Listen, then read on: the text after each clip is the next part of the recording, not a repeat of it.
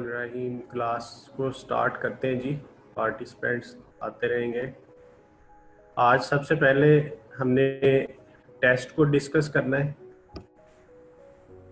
आपके सामने मैंने स्क्रीन शेयर की हुई है जो आप लोगों ने टेस्ट दिया है। होपफुली ग्राफ से कुछ अंडरस्टैंडिंग हुई होगी आप लोगों को। आपको जो पिक्चर नज़र आ रही है उसमें आप ये देखें कि सबसे हाईएस्ट बार जो है वो 16 मार्क्स वालों का है, यानी 16 नंबर जो है, यानी 100% मार्क्स सबसे ज़्यादा स्टूडेंट्स ने लिए हैं, जो मेरे लिए एक खुशी की बात है कि स्टूडेंट्स ने कॉन्सेप्ट्स को बहुत अच्छे तरीके से अंडरस्टैंड किया और फिर उन कॉन्सेप्ट्स को अप्लाई किया, जिसकी वजह से 100% नंबर लेने वालों की तादाद सबसे ज़्यादा है। 7 लोग हैं जिन्होंने 16 आउट ऑफ 16 मार्क्स हासिल किए हैं। मैंने खुद अभी ये समरी देखी है तो मुझे खुशी हुई कि सबसे ज़्यादा तादाद उन लोगों की है जिन्होंने 100% नंबर लिए। फिर अगर हम 15 मार्क्स को देखें तो 3 लोगों ने 15 मार्क्स स्कोर किए हैं। 14 को देखें तो 4 लोग हैं जिन्होंने 14 मार्क्स हासिल किए हैं। 12, 11 वाले जो है वो 5 हैं। 10 मार्क्स जिन्होंने लिए हैं वो भी 3 लोग हैं। 9 वाले जो हैं वो भी 5 हैं। 8 सिर्फ एक स्टूडेंट ने हासिल किए हैं। मोर देन 50% स्टूडेंट्स पास हैं। आपको पता है कि हमारा अल्टीमेट गोल जो है वो 50% नंबर लेना होता है, लेकिन जिस तरीके से आपकी अभी तक की तैयारी चल रही है, अगर आप पेपर तक इन सारी चीज़ों को याद रखें तो मुझे ये श्योरिटी है कि इस क्लास में ना सर्टिफिकेट ऑफ मेरिट वाले काफ़ी बच्चे बन जाएंगे। तो इट मीन्स कि आप ये जितने कॉन्सेप्ट सीख रहे हैं इनको आपने एटलीस्ट पेपर तक तो याद रखना ही है। पेपर तक आप याद रख लें, बाद में सारी उम्र याद रह जाएंगे, क्योंकि अभी सबसे ज़्यादा चांसेस हैं भूलने के, क्योंकि अभी आप लर्निंग फेज पे हैं। जब आप लर्न कर रहे होते हैं तभी चीज़ें आप भूलते हैं, लेकिन जब आप लर्निंग स्टेज से आगे गुजर जाते हैं, आपको एक चीज़ें अच्छी तरीके से याद रह जाती हैं, तो फिर आपको वो बाद में नहीं भूलती। जैसे मैं आपको पढ़ा रहा हूँ तो मैंने भी खुद तभी पढ़ा था जब कोई 12-13 साल पहले या 14 साल शायद हो चुके हो, तब मैंने ये पढ़ा था। तो इट मीन्स तब का पढ़ी हुई चीज़ें जो हैं वो आपको याद रहती हैं, फिर रूटीन में आप उसे इस्तेमाल करते रहें तो आपको सारी चीज़ें याद रहेंगी, तो आप एक अच्छे कॉस्ट एंड मैनेजमेंट अकाउंटेंट जो है वो बन सकते हैं। अब मैं इंडिविजुअली हर क्वेश्चन को भी डिस्कस करूँगा। जिन जिन लोगों के 100% मार्क्स आए हैं उनको मार्क्स ईमेल में चले गए होंगे। अच्छा, एक चीज़ का ख्याल रखें कि जब आप टेस्ट दे रहे हैं ना, तो सबसे इम्पोर्टेंट है आपके क्रीडेंशियल्स।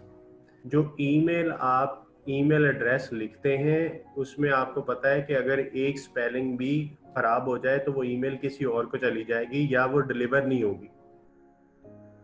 तो जब मैंने आपको मैसेज किया कि रिजल्ट अनाउंस हो गया है तो मुझे काफ़ी ज़्यादा स्टूडेंट्स ने कहा कि सर हमें ईमेल नहीं आई। आपको पता है कि जब मैं रिजल्ट अनाउंस करता हूँ तो ईमेल ऑटो जनरेट होती है, हर एक को ईमेल जाती है, उसमें गलती का चांस नहीं होता। या तो ये है कि आप किसी और फोल्डर में चली जाती है, प्रमोशंस में, स्पैम में, तो वहाँ चेक कर लिया करें। और दूसरी चीज़ जो सबसे इम्पोर्टेंट है, जब भी आपने टेस्ट अटेम्प्ट करना है सबसे पहला काम अपना ईमेल एड्रेस ध्यान से लिखना है,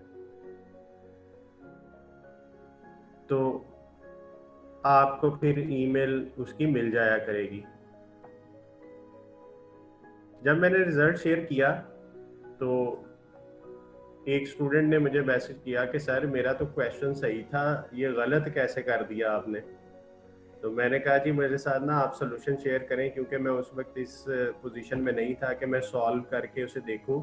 तो मैंने उस स्टूडेंट को कहा कि आप मुझे ना सोल्यूशन शेयर करें सॉल्व करके। तो स्टूडेंट ने मुझे सॉल्व करके भेजा और मुझे खुशी हुई कि स्टूडेंट ने सोल्यूशन को चैलेंज किया है और जो सोल्यूशन उसने भेजा वो ठीक था। मैंने जब उसका सोल्यूशन देखा तो वो सोल्यूशन ठीक था। तो वो मेरी तरफ से उसका आंसर फीड करने में, जब मैंने उसका आंसर फीड किया सिस्टम में, तो वो गलती हो गई थी। तो इसी तरह 2 सवाल निकले ऐसे। तो उसी स्टूडेंट ने मुझे बताया कि सर ये इसका सोल्यूशन भी देखें। तो जब मैंने देखा तो मैंने फिर जब वो सोल्यूशन चेंज किया, देन मैंने रिवाइज्ड रिजल्ट आपके साथ शेयर किया। तो उसमें फिर ये जो 100% मार्क्स लेने वाले लोग हैं, ये 100% पहले किसी के नहीं थे, उसके बाद 100% स्कोर आ गया और काफ़ी ज़्यादा लोगों ने 100% मार्क्स ले लिए। 50 स्टूडेंट्स ने इसको टोटल अटेम्प्ट किया था। ऑलमोस्ट हमारी जो एक्टिव अटेंडेंस है वो 50 ही है, तो ऑलमोस्ट सारे लोगों ने अटेम्प्ट किया है और मैंने इसको बाद में ऑफ कर दिया था। अच्छा, अगर हम देखें जो सबसे ज़्यादा गलतियां हुई हैं वो क्वेश्चन नंबर 5 और 6 में हुई हैं। क्वेश्चन नंबर 5 को 23 लोगों ने सही किया है, क्वेश्चन नंबर 6 को भी 24 लोगों ने सही किया है। ऑलमोस्ट 50% लोगों ने इसको ठीक किया है। जो बाकी के 50% लोग हैं उन्होंने क्या मिस्टेक की है? नॉर्मली स्टूडेंट का ये एटीट्यूड होता है कि सबसे पहले एमसीक्यूज किए जाएं फिर टेस्ट लिया जाए। तो ये टेस्ट मैंने जानबूझ के एमसीक्यूज करवाने से पहले लिया था कि मैं ज़रा देखूं कि क्लास में कितने % लोग ऐसे हैं जो अच्छा परफॉर्म कर सकते हैं अगर हम बहुत ज़्यादा प्रैक्टिस ना भी करें, और कितने % लोग ऐसे हैं कि जिनके लिए मुझे ज़्यादा प्रैक्टिस करानी है। तो इसीलिए जहाँ पे हम एमसीक्यूज करने के बाद टेस्ट लेते रहे हैं वहाँ पे 100% नंबर लेने वालों की तादाद और ज़्यादा थी। तो ये कुछ समरी आपके सामने मैं शेयर कर रहा हूँ। फिर ये क्वेश्चन वाइज भी है कि कितने % लोगों ने इस सवाल को ठीक किया। क्वेश्चन नंबर 1 को 72% लोगों ने करेक्ट अटेम्प्ट किया है। क्वेश्चन नंबर 2 को 82% लोगों ने ठीक किया है। 3 को हालांकि क्वेश्चन आसान था लेकिन 50% लोगों ने इसको ठीक अटेम्प्ट किया। क्वेश्चन नंबर 4 72% लोगों ने अटेम्प्ट किया है। क्वेश्चन नंबर 5 46% लोगों ने इसको ठीक किया है।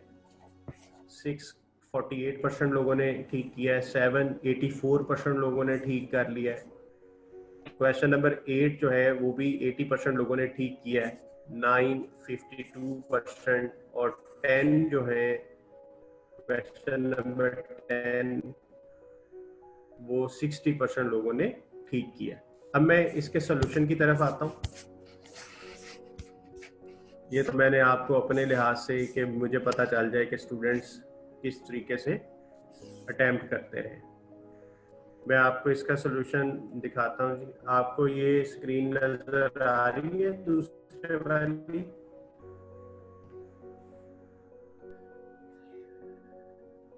जी, आपके सामने पहला सवाल है, which of the following industry will use job costing system? किस इंडस्ट्री में जॉब कॉस्टिंग सिस्टम जो है वो यूज होगा?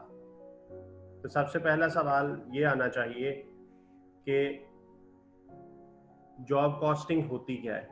स्पेशल रिक्वेस्ट ऑफ कस्टमर पे काम किया जाए। तो अब देखें आपके सामने कौन कौन सी इंडस्ट्रीज लिखी हैं। पहला ब्रीवरी है, फूड कैनिंग है, कोल माइन है। ये तीनों ऐसे बिजनेसेस हैं कि स्पेशल रिक्वेस्ट ऑफ कस्टमर पे काम नहीं होता इनमें।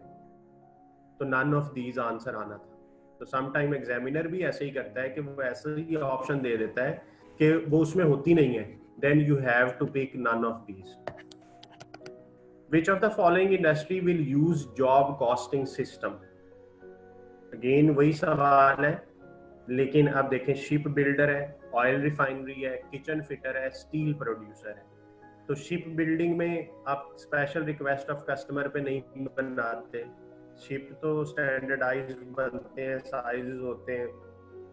हाँ, अगर कोई बहुत दुनिया का प्रिंस है कोई, वो चाहता है कि वो कोई स्पेशल शिप बनवाए तो वो इस तरह की वेरी रेयर सिचुएशंस हो सकती हैं। तो स्केर्सिटी में आपने नहीं देखना, नॉर्मल हालात में देखना है कि ship builder special request of customer पे होती है कि नहीं, ऑयल रिफाइनरी नहीं होती, स्टील भी स्पेशल रिक्वेस्ट ऑफ कस्टमर पे नहीं बनता। हाँ, किचन की फिटिंग जो है वो स्पेशल रिक्वेस्ट ऑफ कस्टमर पे हो सकती है कि आपको सिंक कहाँ चाहिए, कैबिनेट्स कहाँ चाहिए, तो वो किचन फिटर जो है वो स्पेशल रिक्वेस्ट ऑफ कस्टमर पे काम करता है। तो ये दोनों क्वेश्चन जो ठीक हुए ये ठीक है। Which of the following costing method is most likely to be used by a company manufacturing liquid soaps? तो आपको बताया था, मैंने क्लास में भी एग्जांपल दी थी कि जो सोप है वो स्पेशल रिक्वेस्ट ऑफ कस्टमर पे नहीं बनता। वैसे भी पहले एक प्रोसेस में केमिकल रिएक्शन है, फिर दूसरे में तो सोप लिक्विड हो या कोई भी हो वो प्रोसेस कॉस्टिंग में आता है, जॉब में नहीं है, बैच में नहीं है, सर्विस में नहीं है। तो प्रोसेस कॉस्टिंग इसका आंसर था, इसलिए काफी ज्यादा लोगों ने इसको ठीक अटेम्प्ट भी कर लिया।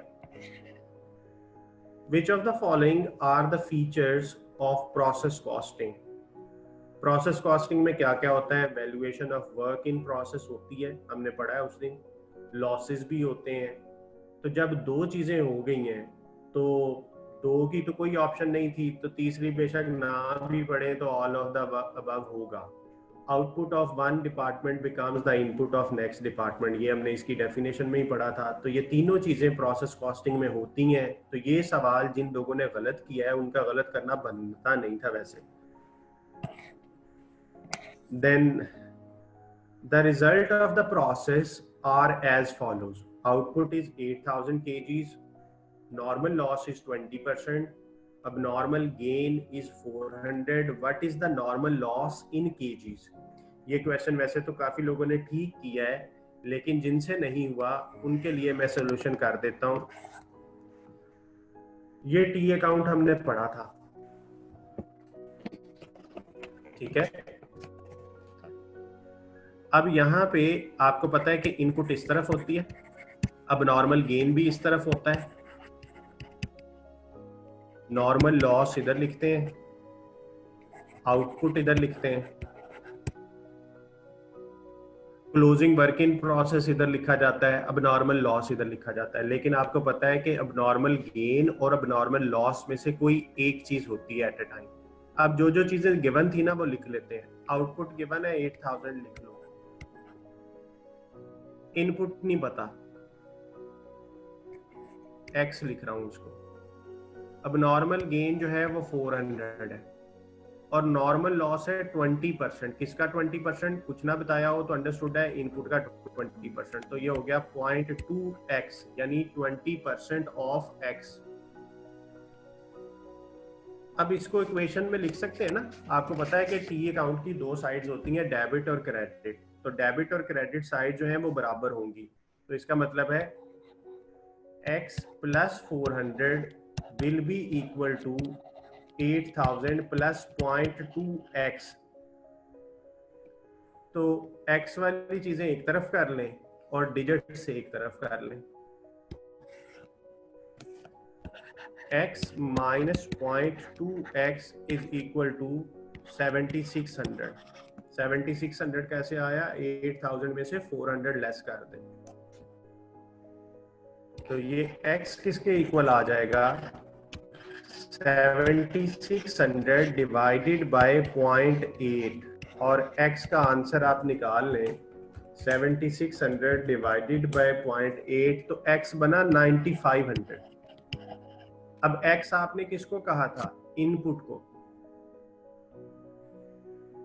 अब हमने बताना क्या है? हमने तो बताना है नॉर्मल लॉस। तो नॉर्मल लॉस के लिए उसने वर्ड लिखा हुआ है 20% ऑफ इनपुट। तो इनपुट का 20% ले लें तो ये कितना बन जाएगा जी? 1900। तो क्या 1900 कोई ऑप्शन थी? बिल्कुल सही है। और इस स्टूडेंट ने 1900 जो है उसे सिलेक्ट किया है। जी बता दें, क्लियर है आपको ये क्वेश्चन? जिनसे नहीं हुआ था, देखें कितना आसान सवाल था। अगर आपको टी अकाउंट आता है, मैंने उस दिन बारहा कई दफा टी अकाउंट बनाया और सिर्फ ये इक्वेशन का कॉन्सेप्ट नहीं दिया था, तो इसीलिए मैंने कहा था ना कि ये टेस्ट मैं पहले ले रहा था एमसीक्यूज करवाने से पहले, ताकि मुझे पता चले कि क्लास में जीनियस लोग कितने तो ऑलमोस्ट 23 लोगों ने इस क्वेश्चन को ठीक किया था आउट ऑफ 50। तो ऑलमोस्ट 50% लोग ऐसे हैं कि अगर मैं एमसीक्यूज ना भी करवाऊं तो वो क्वेश्चन के ट्रिक्स को समझ सकते हैं। तो जिनसे ये गलती हुई है वो अपनी गलती देख लें।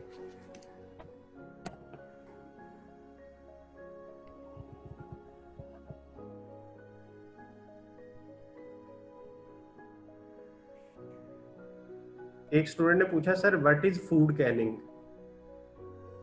यार अगर कोई ऐसी चीज हो ना, आप उसे फॉर एग्जांपल कि आपको उस वक्त नहीं पता, आप उसे गूगल कर सकते हैं और अपनी वोकैबुलरी में इस चीज को ऐड कर लें।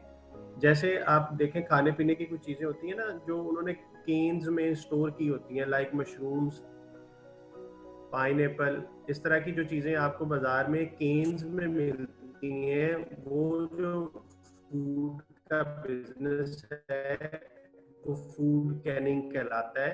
तो वो प्रोसेस कॉस्टिंग ही है ना, पहले आप उसे पहले स्टेप में उसे आते हैं, फिर उसे पैकिंग करते हैं, तो वो सारी चीजें जो है वो प्रोसेस में आएंगी। ओके, चले क्वेश्चन नंबर 6 देखते हैं कि क्वेश्चन नंबर 6 क्या चीज थी। The result of the process are as follows. Output is 9,000. Normal loss is 20%. Abnormal loss is 600. What is the input? अब ये अगेन उसी का कॉपी क्वेश्चन है, तो जिसने वहां गलती की उसने यहाँ भी गलती कर ली। तो इसीलिए 23 और 24 में कोई खास फर्क नहीं है, सिर्फ एक स्टूडेंट ऐसा था जिसने ऊपर वाला सवाल गलत किया और ये वाला ठीक किया। तो इसमें भी अगेन आप वही टी अकाउंट बना ले, इनपुट इधर आना है, वो नहीं है, एक्स हो गया। नॉर्मल लॉस उसने कहा 20% है, तो ये हो गया 0.2x। अब नॉर्मल लॉस है तो वो इस तरफ आ जाएगा 600, और आउटपुट जो है वो उसने बताई हुई है 9000।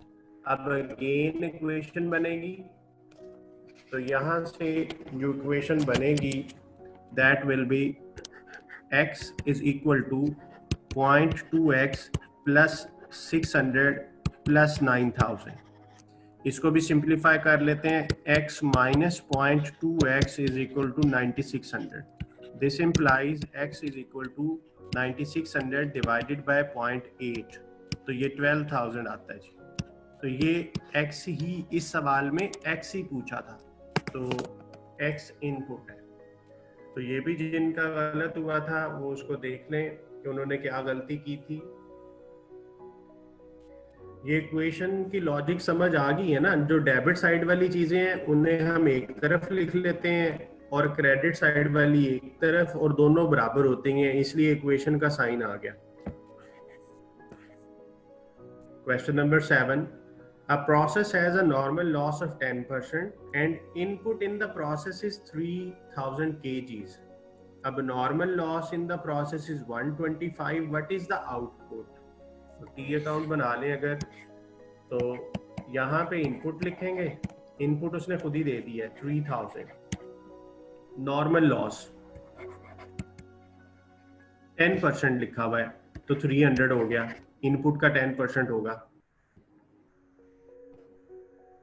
फिर उसने अब नॉर्मल लॉस भी बता दिया है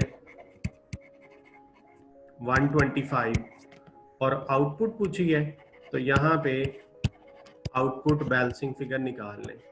ये 3000 है, तो ये साइड भी 3000 होनी चाहिए, तो यहाँ पे ये सी ऑप्शन जो है 2575 आंसर आ जाएगा। ये क्वेश्चन काफी लोगों का ठीक था, लेकिन फिर भी जिनका गलत है ना, ये गलत होने वाला नहीं था।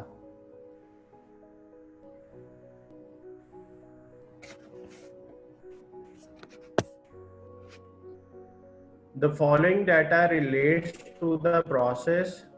Input 2000 units at a cost of 7200, output 1680. Normal loss is 10% with no scrap value or disposal cost. What is the value of abnormal loss? There was no opening and closing. तो अब abnormal loss की value चाहिए, तो abnormal loss के units उसने क्या बताए हैं? अब नॉर्मल लॉस के यूनिट्स उसने नहीं बताए, तो मैं आपको टी अकाउंट में ये सिखा चुका हूं कि अब नॉर्मल लॉस के यूनिट्स कैसे निकलते हैं, फिर उनकी वैल्यू भी बतानी है। इनपुट उसने दी हुई है 2000 यूनिट्स की, और उसकी कॉस्ट भी दी हुई है। आउटपुट 1680, नॉर्मल लॉस 10%, तो 200 हो जाएगा। What will be the abnormal loss? पहले तो ये यूनिट्स को टैली करते हैं ना, 2000 और यहाँ भी 2000 होना चाहिए। तो अब नॉर्मल लॉस के यूनिट्स कितने निकलेंगे? 120 निकलते हैं। बैलेंस करके देख लें कि ये 120 निकलते हैं। अब हमें पता है कि अब नॉर्मल लॉस को किस रेट पे चार्ज किया जाता है? At the cost equal to good output. तो वो एवरेज कॉस्ट ही होती है ना। अब एवरेज कॉस्ट कैसे फाइंड करते थे? कॉस्ट इंकर्ड जो कि 7200 है, माइनस स्क्रैप वैल्यू, और अगर डिस्पोजल कॉस्ट होती तो ऐड करना था, divided by input minus normal loss. तो नॉर्मल लॉस आपका 200 है। तो यहां से आप एवरेज रेट इसका निकाल लें। 4 आया, तो इसका मतलब है एट द रेट 4 करेंगे तो इसकी वैल्यू जो है वो 480 होगी जी। तो ये पूछा था आपसे, पूरा टी अकाउंट बनाने की जरूरत नहीं थी, आपसे सिर्फ ये पूछा है कि अबनॉर्मल लॉस की वैल्यू बता दें। तो अबनॉर्मल लॉस की वैल्यू आपने बता दी।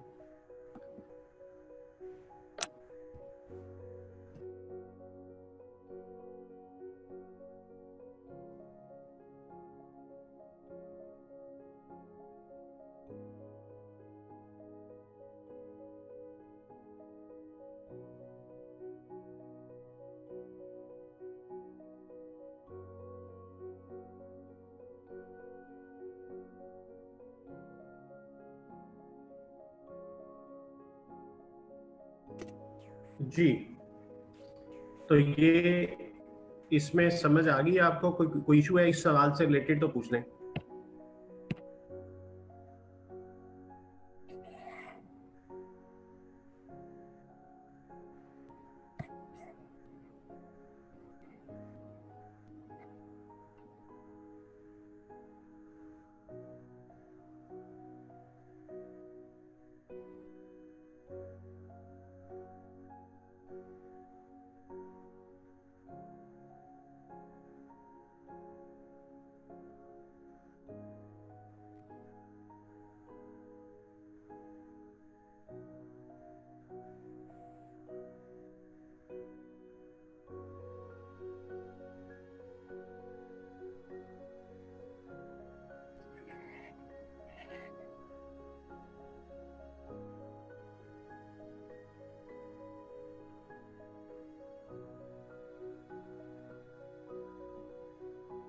अच्छा, एक स्टूडेंट ने कहा है कि सर मैंने ना ये क्वेश्चन अपने ट्रिक से सॉल्व किया था और वो सही हो गया। आपको पता है कि मैं आपको कोई ट्रिक्स नहीं सिखाता, मैं सीधी सीधी चीज़ें सिखा देता हूँ। अगर ट्रिक का नुकसान ये होता है कि सम टाइम उस सिचुएशन में फिट हो जाता है लेकिन बाद में किसी दूसरी सिचुएशन में फिट नहीं होता। तो अगर तो आप समझते हैं कि आपका ट्रिक इतना सॉलिड है कि आपका हर सिचुएशन में सही निकलेगा, तो आप जिस मर्जी तरीके से कर लें, हमें रिजल्ट चाहिए। आपको पता है कि मल्टीपल चॉइस क्वेश्चन में कंप्यूटर ने चेकिंग करनी है ना, जस्ट लाइक आपका ये टेस्ट हुआ है। तो मैंने एक दफ़ा आंसर फीड कर दिए, अब आपने अटेम्प्ट करना है, तो उसने स्कोर रिलीज करने हैं जब तो वो स्कोर रिलीज हो जाने। तो आप पे है कि आप जैसे मर्जी करें, डिटेल्ड वर्किंग नहीं चाहिए, लेकिन फॉर अ सेफर साइड आप इसको सॉल्व करके फिर किया करें। ठीक है, ओके जी। Question number 9, the following data relates to the process input 4500, output is 3900, cost per equivalent unit। अब ये इक्विवेलेंट यूनिट तब बनते होते हैं जब प्रोसेस कॉस्टिंग में वर्क इन प्रोसेस आ जाए। तो इसका मतलब है कॉस्ट पर इक्विवेलेंट यूनिट हमेशा तब निकलेगी जब वर्क इन प्रोसेस होगा। तो मैंने आपसे इक्विवेलेंट यूनिट की कैलकुलेशन नहीं करवाई क्योंकि उसकी बहुत ज़्यादा प्रैक्टिस नहीं हुई थी। मैंने आपको कॉस्ट की भी कैलकुलेशन नहीं करवाई, वो मैंने खुद ही दे दी कि कॉस्ट पर इक्विवेलेंट यूनिट 10 है, there was no opening, no losses in the period, closing work in process is 30% complete, what is the value of input। अब इसके लिए ये क्वेश्चन थोड़ा ट्रिकी जरूर था, लेकिन ऐसा नहीं था कि ना हो सके जी। इसमें इनपुट लॉसेस उसने बताए हैं कि नहीं है। नॉर्मल लॉस 0 और अब नॉर्मल भी 0 ही है क्योंकि देयर आर नो लॉसेस लिखा हुआ है उसमें। आउटपुट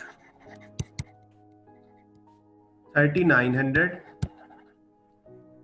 वर्क इन प्रोसेस, अच्छा इनपुट कितनी थी 4500, तो work in process balancing figure आ जाएगा 600।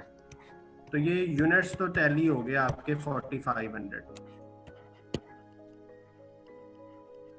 जो कॉस्ट पर इक्विवेलेंट यूनिट है ना वो 10 है, तो इसका मतलब है आउटपुट तो 10 पे चार्ज होगी, तो 39,000 आपकी कॉस्ट हो गई। ये कॉस्ट का कॉलम आ गया। ये जो वर्क इन प्रोसेस है ये कितने परसेंट कंप्लीट है? ये 30% कंप्लीट है। इसका मतलब है इसका पहले 30% लें और फिर जो यूनिट्स आएंगे उसको 10 से ज़रब दें, तो 1800 आया। अब इनका टोटल किया तो ये बना 40,800। इसका मतलब है यहाँ पे भी 40,800 होना चाहिए और यहाँ पे इनपुट की फिगर ही बनती है कि इनपुट कितना किया था। और आपसे मैंने यही पूछा था what is the value of inputs, तो वो 40,800 है। सो ए इज द राइट आंसर। ये क्वेश्चन मेरा ख्याल है मेजोरिटी का सही नहीं था। अभी हम एनालिसिस देख लेते हैं एक दफा। क्वेश्चन नंबर 9 कितने लोगों ने सही किया था? समरी, तो इसलिए 9 को जरा अच्छे तरीके से अभी देख लीजिएगा। 52% लोगों ने इसको वैसे ठीक किया है, तो 48% लोगों ने इसको ठीक नहीं किया। तो इसलिए वो वाले 48% लोग जो हैं वो इसको देख लें। अगर उनको कोई कंफ्यूजन है तो ये सारा प्रोसेस हमने उस दिन किया था कि जब वर्क इन प्रोसेस होगा तो इक्विवेलेंट यूनिट्स बनेंगे, फिर कॉस्ट पर इक्विवेलेंट यूनिट निकलेगी। लेकिन मैंने आपको क्योंकि cost per equivalent unit question के अंदर दे दी, तो आपने ना इक्विवेलेंट यूनिट बनाने हैं ना ही कॉस्ट कैलकुलेट करनी है, क्योंकि ये चीज हमें दी हुई है क्वेश्चन में। तो हमने जस्ट प्रोसेस अकाउंट को कंप्लीट करना है। तो ये प्रोसेस अकाउंट हमें पता था कि आउटपुट किस पे वैल्यू की जाती है, कॉस्ट पर इक्विवेलेंट यूनिट पे। और वर्क इन प्रोसेस की वैल्यूएशन कैसे की जाती है कि जो यूनिट्स होते हैं उसे आप परसेंटेज ऑफ कंप्लीशन पे अप्लाई करते हो। तो 600 का 30% दिया तो 180 बना, तो 180 यूनिट्स एट द रेट 10 किया तो 1800। तो ये आपकी क्रेडिट साइड का टोटल है और डेबिट का टोटल भी यही होना चाहिए। तो इसलिए ये बैलेंसिंग फिगर 40,800 है जी। इससे रिलेटेड किसी का कोई क्वेश्चन है?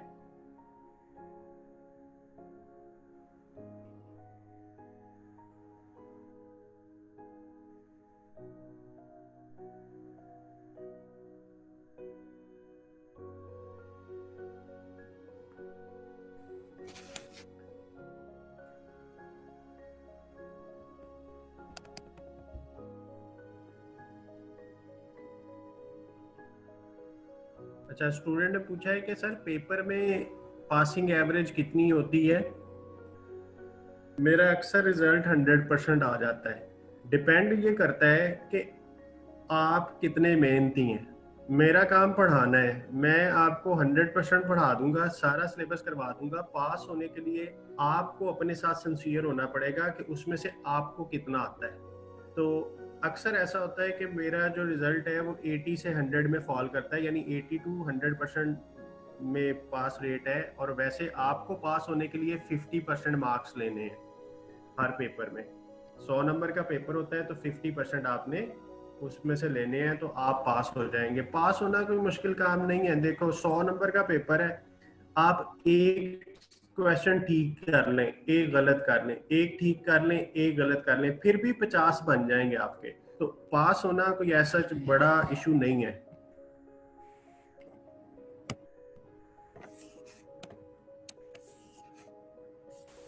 क्वेश्चन नंबर 10 जी। A company operates a job costing system.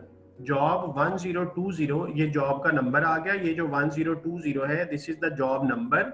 Requires $45 for direct material, 30 for direct labour, Direct labor is paid 7.5 per hour. Production overheads are absorbed at a rate of 12.5 per hour. And non-production overheads are absorbed at 60% of the prime cost. What is the total cost?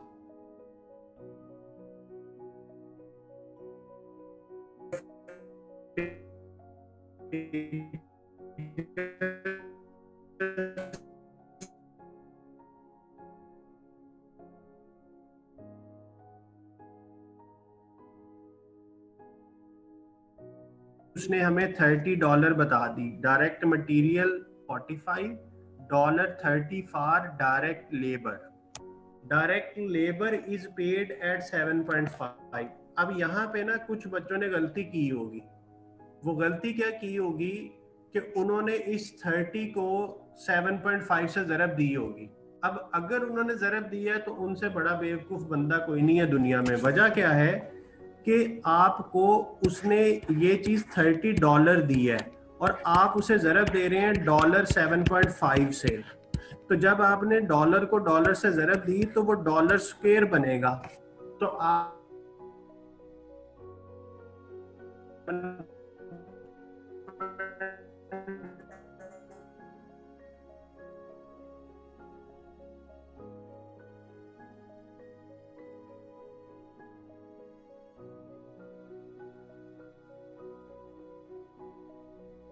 देखें जी, इसको तो आज को करना होता था. मैंने उसे कहा बेटा क्लास में बताऊंगा, आप उस दिन तक सोचें इसको. तो देखें $30 है तो वो कॉस्ट ऑलरेडी डॉलर में है, उसे 7.5 से ज़रब नहीं देनी. तो ये 7.5 फिर क्यों दिया? मेरी मर्जी है, मैंने सवाल बनाया, मैंने दे दिया. हो सकता है इसका कहीं इस्तेमाल हो सकता है ना हो. तो इसलिए क्वेश्चन में समटाइम एक्स्ट्रा इंफॉर्मेशन हो सकती है. आपने अपने कॉन्सेप्ट पे रहना है. अच्छा जी, डायरेक्ट मटेरियल 45, डायरेक्ट लेबर 30. उसके बाद अगली चीज क्या है? ओवरहेड्स. ओवरहेड्स के बारे में क्या कहता है?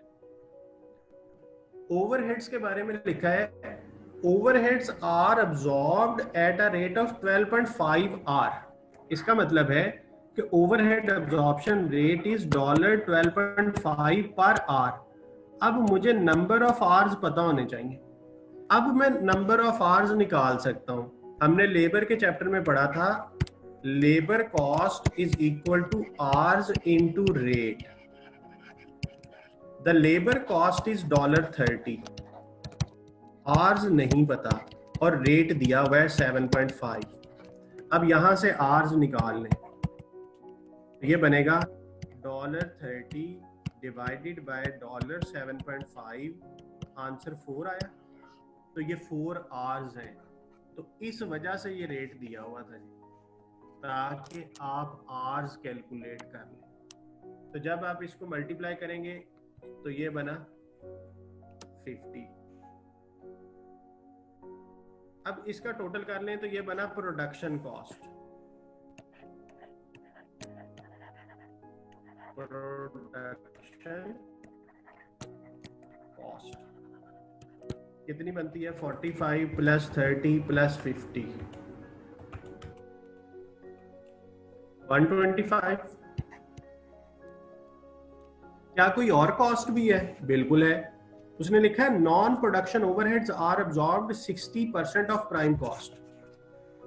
तो जो नॉन प्रोडक्शन ओवरहेड्स हैं, सेलिंग वगैरह, नॉन प्रोडक्शन ओवरहेड्स क्या होते हैं? Selling, admin. तो उसने लिखा है 60% ऑफ प्राइम कॉस्ट.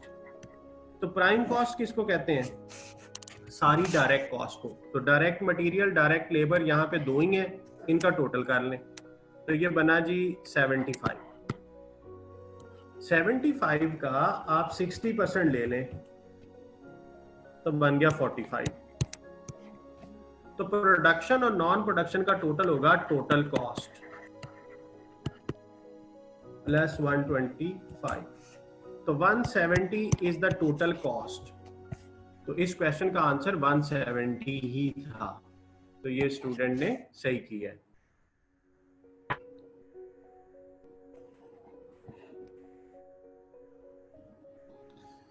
क्वेश्चंस देख लेता हूं.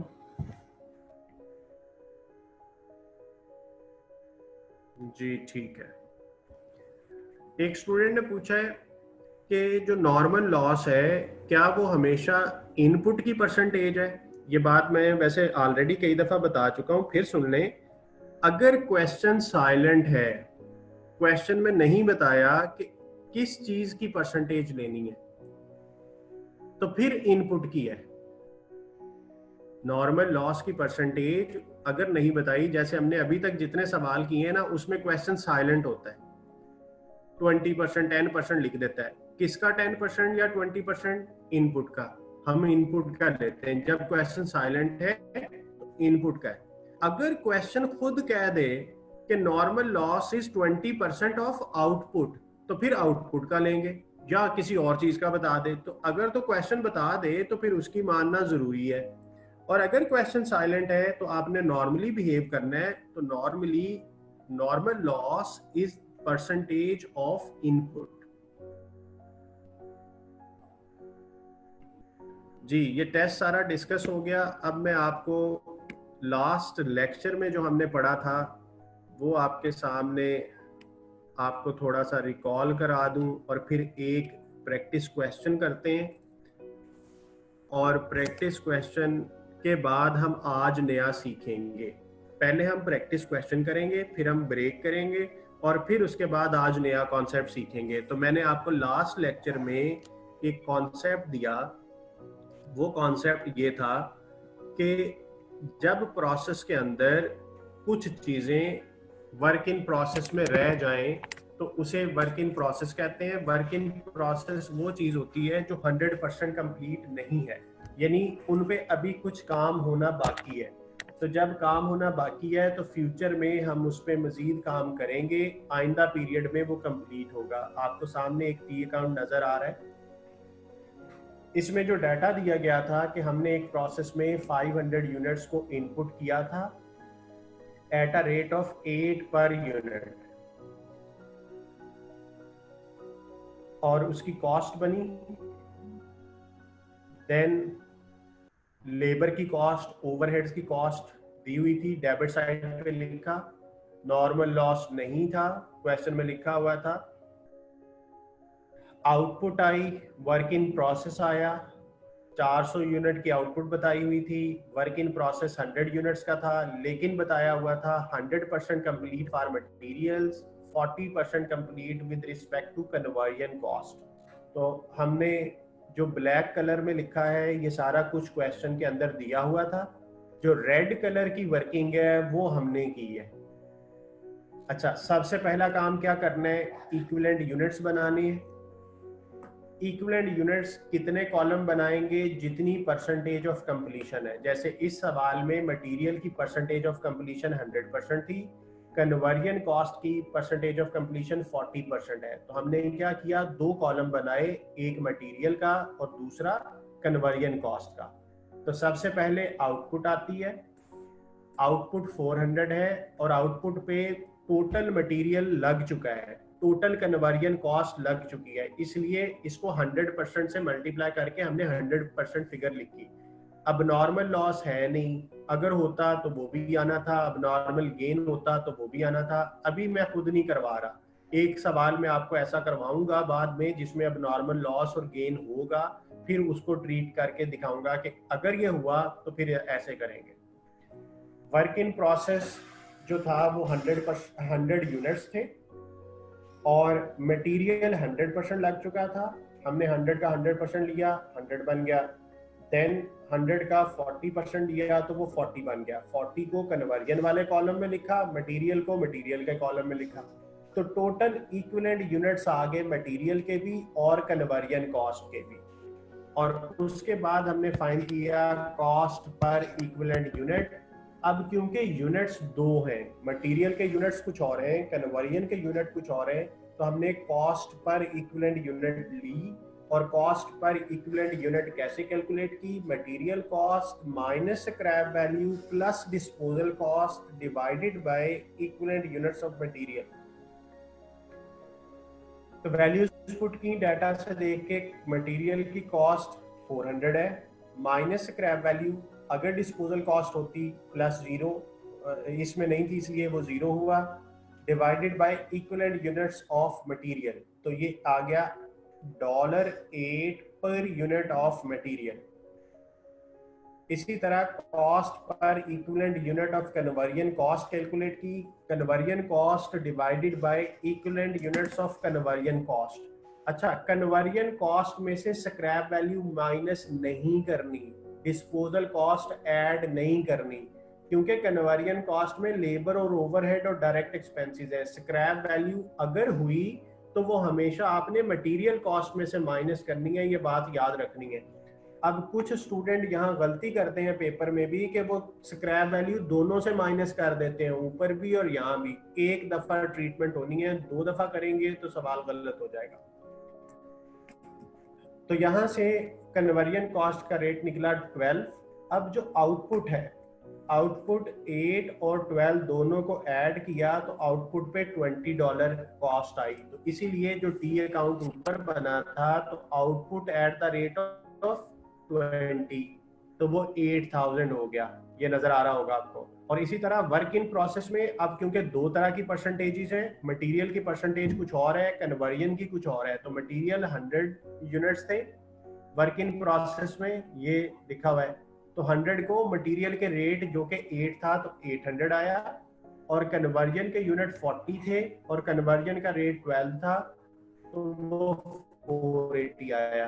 तो इनको जब हमने टोटल किया तो ये 9280 इस 9280 के बराबर आ गया। तो ये काम हमने बिल्कुल आखिर पे किया था। अब मैं आपको आज एक नया डाटा दे के यही एक सवाल करवाता हूँ इसी सिनेरियो का, उसके बाद हम ब्रेक करेंगे, फिर हम आज नया सीखेंगे। चले जी, अब मैं वीडियो को ऑफ कर रहा हूँ क्योंकि मुझे काम करना है, तो इसलिए मैं इसको ऑफ करके आपको एक नई इलस्ट्रेशन कराता हूँ।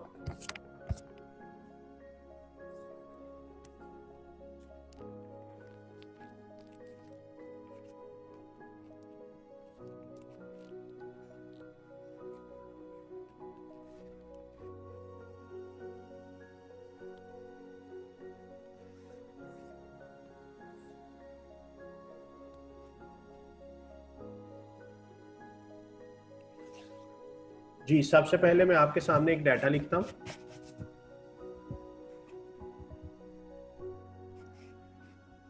रिसीव्ड फ्रॉम प्रोसेस 1, अच्छा ये डाटा है प्रोसेस 2 का। This data relates to process 2। Received from process 1 8250 units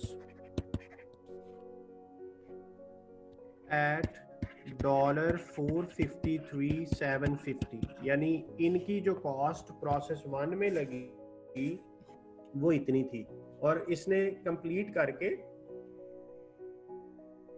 हमें भेज दिया।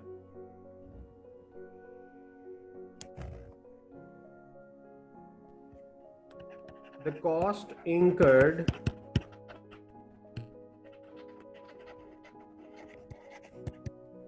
in process 2 is as follows.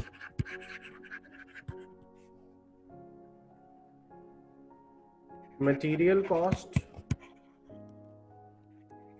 labor and overhead cost. Material cost is 350,060. Labor and overheads are, material cost is 24,750 and labor and overhead cost is 350,060. At the end of the period, closing work in process 1600 units, which are 100% for materials,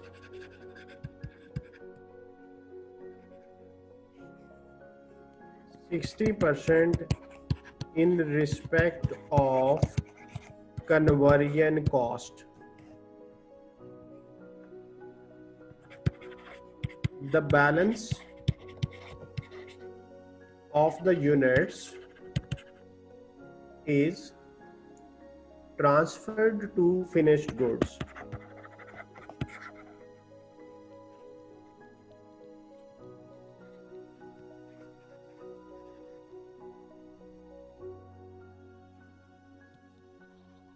There was no opening work in process and losses in the process.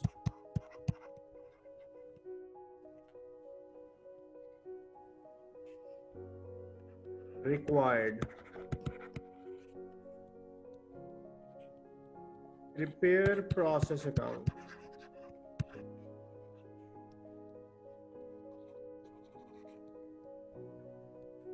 तो ये data है, इस data से हमने process account बनाना है,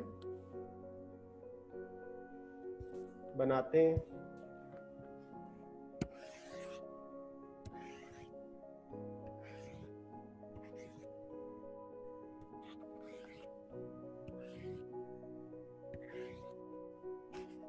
input, ये process 2 का data है, तो प्रोसेस 2 का अकाउंट हम बनाएंगे। तो प्रोसेस 2 में इनपुट वो होगा जो आपने प्रोसेस 1 से रिसीव किया। तो वो 8250 यूनिट्स थे और इनकी जो कॉस्ट क्वेश्चन में बताई गई है वो है 453,750। अच्छा, फिर प्रोसेस 2 में मटेरियल की कॉस्ट इंकर हुई, कन्वर्जन की कॉस्ट इंकर हुई। लेबर और ओवरहेड और डायरेक्ट एक्सपेंसेस को कन्वर्जन कहते हैं। तो डायरेक्ट एक्सपेंसेस का डाटा नहीं है, तो लेबर और ओवरहेड ही कन्वर्जन होगी।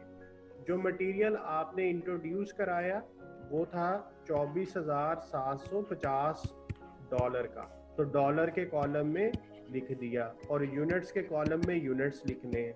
तो यहाँ मटेरियल के कुछ यूनिट्स नहीं बताए थे कि मटेरियल कितना इंट्रोड्यूस कराया, तो मटेरियल के यूनिट्स नहीं थे, सिर्फ डॉलर थे, तो डॉलर के कॉलम में लिख दिया। और कन्वर्जन की जो कॉस्ट आपने इंकर की वो थी 350,060। तो ये कॉस्ट इंकर्ड प्रोसेस के अंदर ऐड हुई, तो इसलिए डेबिट साइड पे हमने ये सारी चीजें लिखी।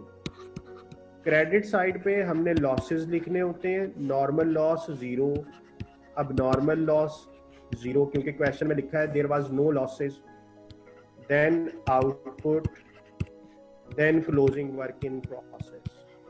अब क्वेश्चन में लिखा हुआ था क्लोजिंग वर्क इन प्रोसेस 1600, तो मैं यूनिट्स के कॉलम को टोटल करता हूँ। तो टोटल बना जी 8250, तो यहाँ भी टोटल 8250 होना चाहिए। और क्वेश्चन क्या कहता था कि balancing figure is transfer to finish goods. Finish goods का क्या मतलब है? आउटपुट हो गई प्रोसेस 2 से। तो बताइए जरा ये कितना बनेगा? 8250 में से 1600 लेस कर दें, लॉसेस वगैरह है नहीं क्वेश्चन में।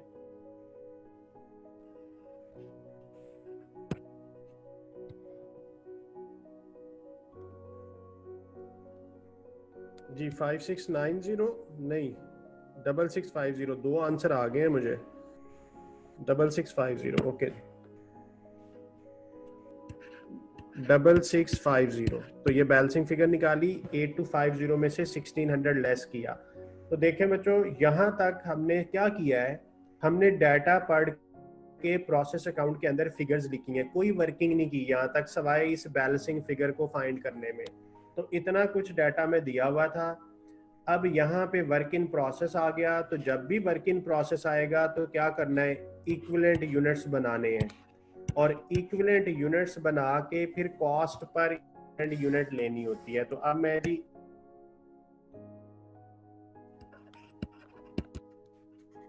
इक्विवेलेंट यूनिट्स 2 परसेंटेजेस हैं, मटेरियल की कुछ और है और कन्वर्जन की कुछ और है, तो 2 कॉलम बनाने पड़ेंगे। सबसे पहले आउटपुट लिखेंगे जो कि 6650 है, और आउटपुट हमेशा 100% होती है, तो 6650 6650 दोनों कॉलम में आ गया। उसके बाद अब नॉर्मल लॉस और गेन आना होता है, लेकिन यहाँ पे कुछ भी नहीं है, मैं उसे मिस कर रहा हूँ। Then closing work in process. अब क्लोजिंग वर्क इन प्रोसेस जो है वो टोटल था 1600 और उसने कहा मटेरियल 100% लग गया, तो इट मींस 1600 ही बन गया ये। लेकिन कन्वर्जन कितने परसेंट लगी, क्वेश्चन में देख लें कि कन्वर्जन के लिहाज से वो कितने परसेंट था, 60%। 60% in respect of conversion cost. तो 1600 का 60% कैलकुलेट कर लें,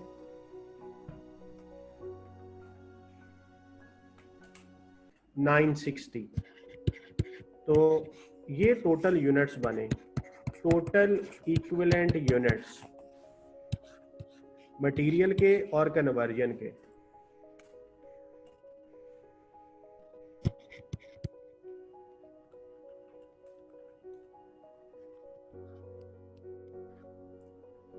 जब इक्विवेलेंट यूनिट्स आ जाएं तो अगला काम करना होता है कॉस्ट पर इक्विवेलेंट यूनिट। तो 2 यूनिट्स थे तो मटेरियल की cost separate, cost incurred minus scrap value plus disposal cost divided by equivalent units of material. ये जरा प्रोसेस अकाउंट देखिएगा,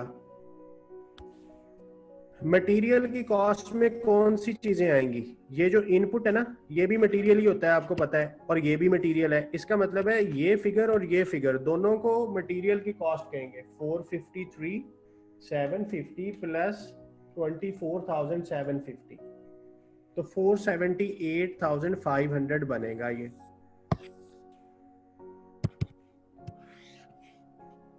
ये मैं पूरा पूरा लिख देता हूं क्योंकि बाद में आपको भूल जाना है। 453,750 प्लस 24,750, स्क्रैप वैल्यू वगैरह इसमें है नहीं, और इक्विवेलेंट यूनिट्स हैं 8250। तो पहले इसका टोटल कर लें, ये बना 478,500 डिवाइडेड बाय 8250,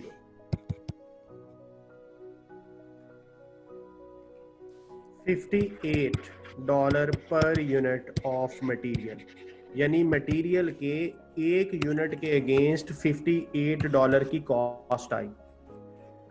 इसी तरह अब कन्वर्जन कॉस्ट देखते हैं। तो कन्वर्जन कॉस्ट उसने खुद ही दी हुई थी क्वेश्चन में, 350,060 dollar, 350,060 divided by equivalent units of conversion 7610।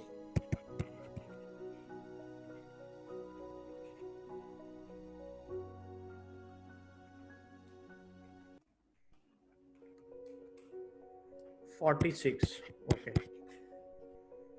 तो cost, average cost per unit आपकी कितनी बनी जी, एवरेज कॉस्ट पर यूनिट।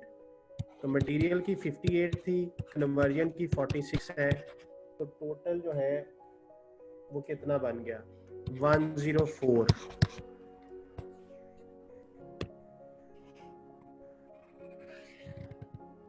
जी शाबाश। अब प्रोसेस अकाउंट पे वापस चलते हैं। ये जो आउटपुट है इसको किस रेट पे चार्ज करेंगे, 104 पे।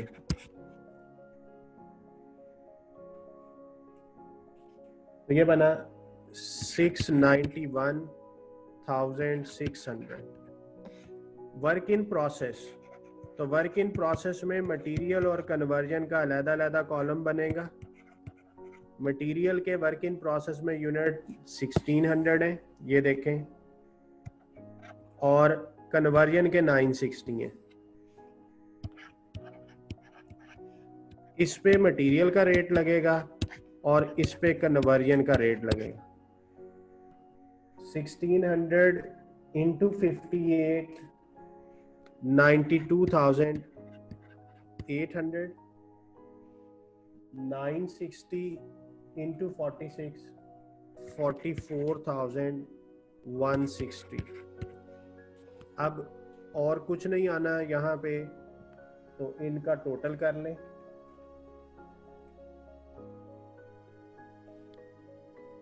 अच्छा, सम टाइम कह देता है कि वर्क इन प्रोसेस की वैल्यू बताएं, तो वर्क इन प्रोसेस की कंबाइंड वैल्यू जो है वो कितनी निकल रही है? 136,960। तो इस चीज को नाम देंगे वर्क इन प्रोसेस वैल्यू।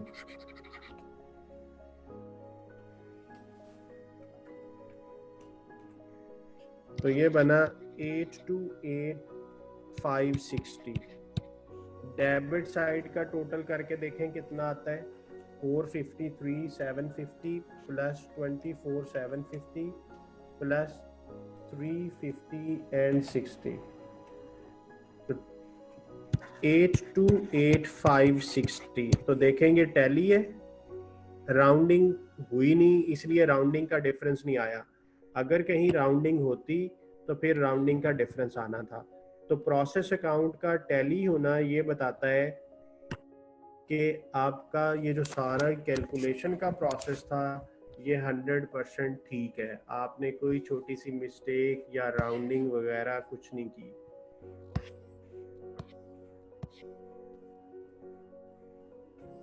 जी बता दें, आपको ये क्वेश्चन समझ आ गया? ये सारा हमने लास्ट वीक में आखिर पे किया था। आई होप कि आपने ये रिवाइज किया होगा, और आज हमने उसी को एक नई इलस्ट्रेशन के साथ किया। ये उससे थोड़ा सा कम्प्लेक्स डाटा था। अच्छा, ये जो मैंने आपको क्वेश्चन करवाया है, ये जो आप कैपलान वाली बुक पढ़ते हैं स्टडी टेक्स्ट, उसमें ये टेस्ट योर अंडरस्टैंडिंग नंबर 4 है। ये वही से डाटा लिया हुआ था, आप इसको वहां से मैच भी कर सकते हैं। लेकिन हमारी तसल्ली तो यहाँ पे हो चुकी है कि हमारा ये टी अकाउंट टैली है।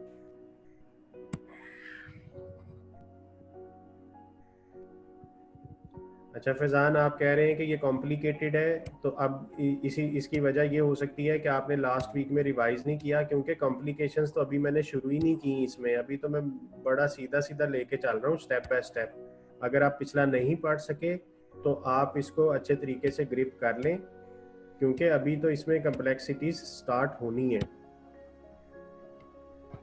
चलें अब ब्रेक करें और 5 मिनट के बाद हम इसको दोबारा स्टार्ट करते हैं, और फिर हम आज इसमें कुछ नया सीखते हैं।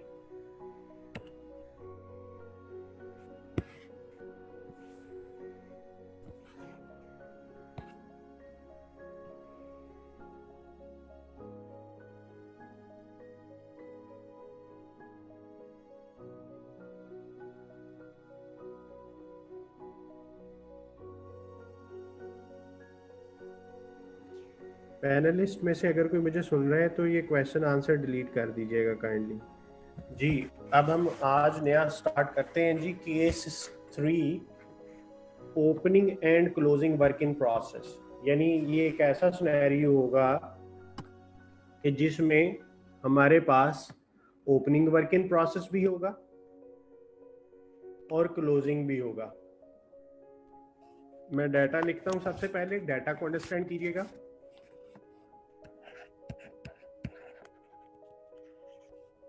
Opening work in process 400 units. अच्छा, ये ओपनिंग वर्क इन प्रोसेस कौन सा होगा? जो पिछले पीरियड का क्लोजिंग था।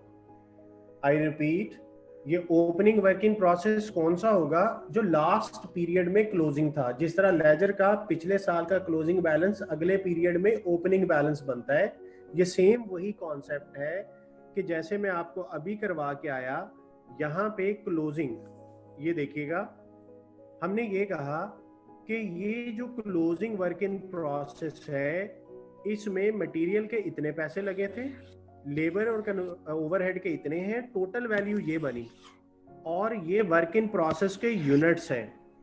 तो ये यूनिट्स हैं, ये इनकी वैल्यू है। और आपको याद होगा कि closing work in process material के एंगल से 100% कंप्लीट था और कन्वर्जन के एंगल से 60%। तो पीरियड एंड हुआ। अब जब अगला पीरियड जाएगा तो यही 1600 अगले पीरियड में ओपनिंग बनेगा।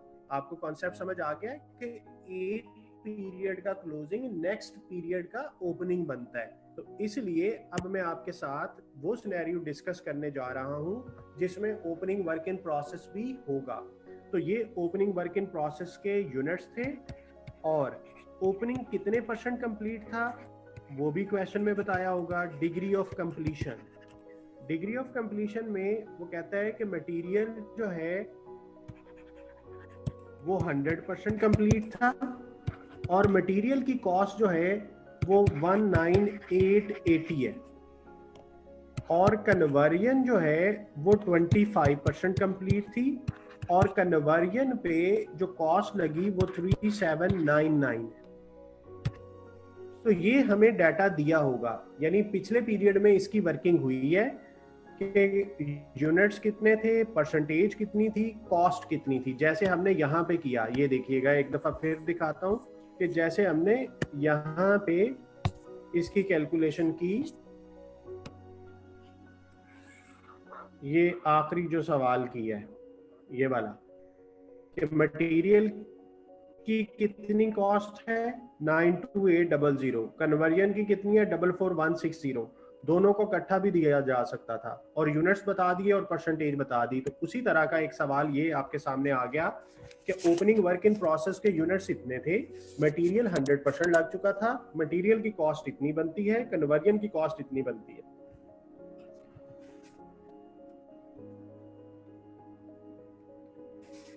अच्छा, ये जो डाटा मैं आपके सामने लिख रहा हूं ये प्रोसेस 1 का डाटा है। This data relates to process 1, ये प्रोसेस 1 का डाटा है।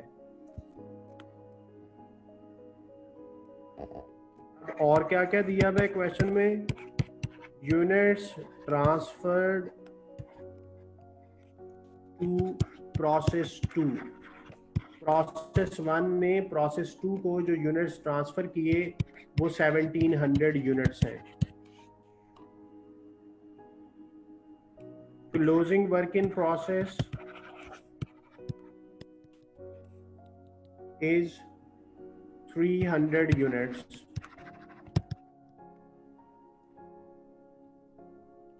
अच्छा, क्लोजिंग की भी डिग्री ऑफ कंप्लीशन दी होगी डेफिनेटली।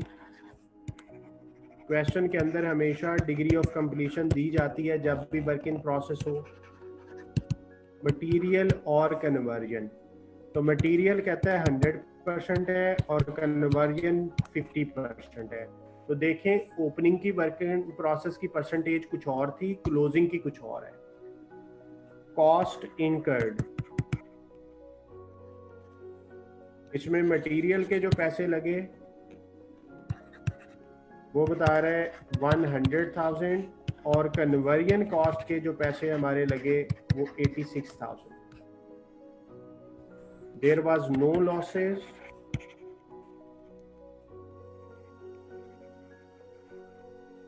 Prepare process account.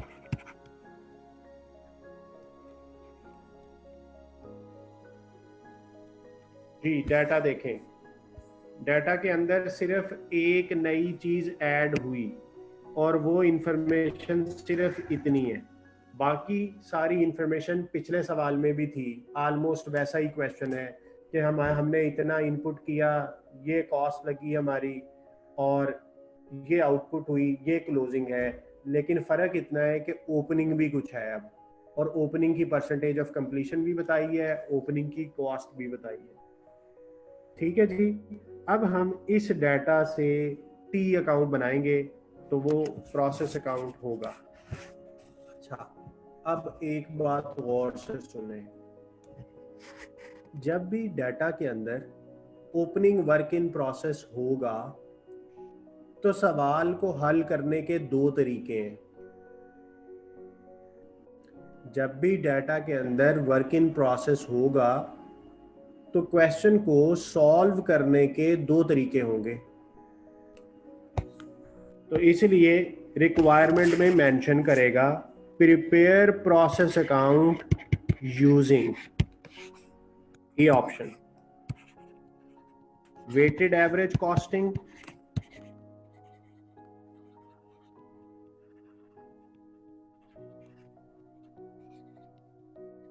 जिसको आप एवको कहते थे, weighted average costing, and B first in first out, FIFO। तो सवाल को हल करने के दो तरीके हो सकते हैं, वेटेड एवरेज से भी और फर्स्ट इन फर्स्ट आउट से भी। तो अभी हम वेटेड एवरेज से करेंगे, फर्स्ट इन फर्स्ट आउट से नहीं कर रहे। तो आज का मेरा टारगेट आपको वेटेड एवरेज मेथड समझाना है, first in first out next class में किया जाएगा।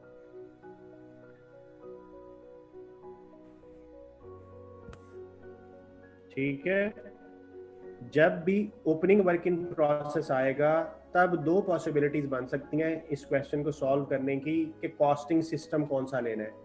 Weighted average costing system material के चैप्टर में पढ़ा था कि ये एक ऐसा सिस्टम है जिसमें हम ख्याल नहीं रखते कि पहले कौन आया पहले कौन जाएगा, फर्स्ट इन फर्स्ट आउट या लास्ट इन फर्स्ट आउट का ख्याल नहीं रखते।